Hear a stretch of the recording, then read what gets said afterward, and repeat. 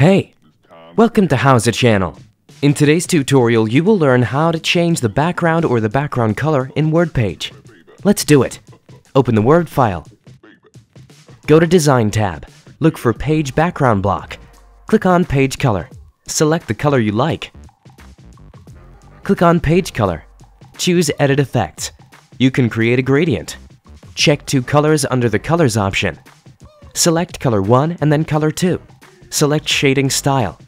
You have a few options: horizontal, vertical, diagonal up, diagonal down, from corner, from center. Check the one you like and click OK. You can also change the background to a texture.